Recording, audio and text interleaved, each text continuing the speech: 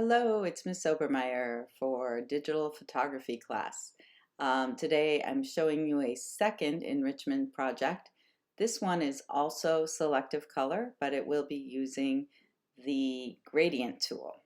Okay, so again, this is only for people who have finished all of their common assessments from my perspective, light, shadow, and reflection, and the 7 rules of composition. And then once you've finished those, you can gain more points by doing these, or simply do them because they're interesting and fun to do. All right, so we're going to open a picture from the computer.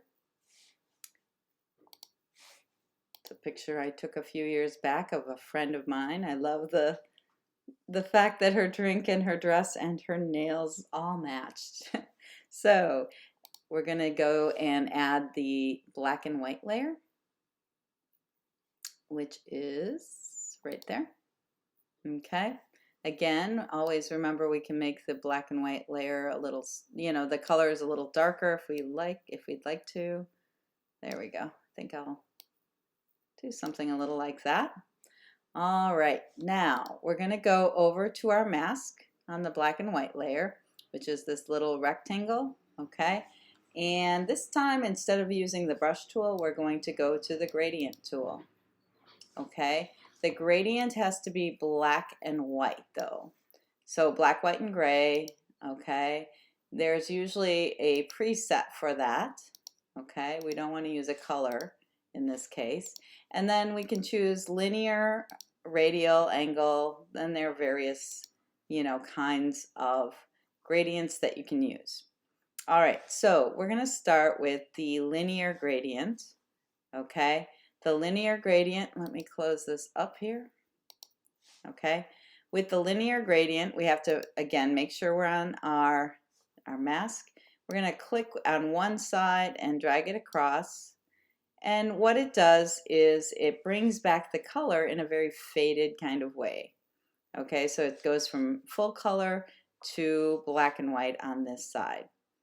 All right, that looks okay. It's kind of interesting. With the right picture, it might be, something you want to use. Remember with linear, you can go side to side, top to bottom. You can go, whatever angle you like. You can even do just, none of these look so great, but you can do shorter, lines of, the gradient.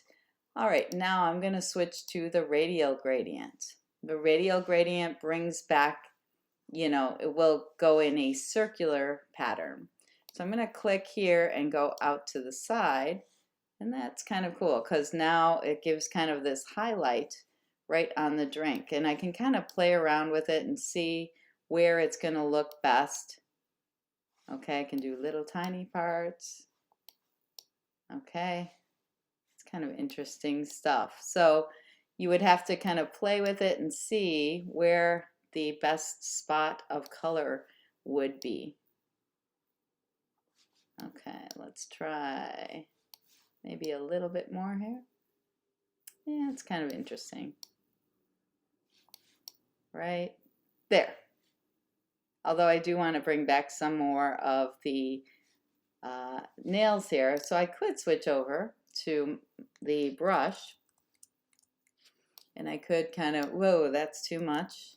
I need to soften the brush a little bit so it kind of matches the other softness. So it still looks pretty harsh. Okay, I'm going to go back. You know what I need to do is bring the opacity down so that I'm not bringing back the full strength. There we go, that's better. That matches the other parts because the full strength is not coming back on the other. We don't have the full strength color on the other nails.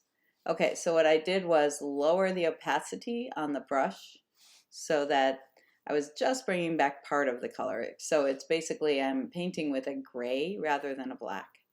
Okay, and I can go in and selectively,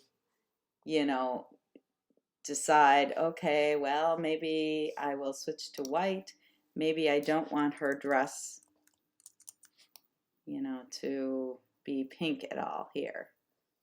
So we just want the drink and the nails. Okay. There we go.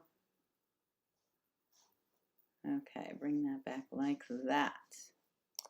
Oops, I'm still on 50% though, so it's still there. You know, I don't mind having that. It looks like it's maybe kind of glowing a little bit onto the dress that way.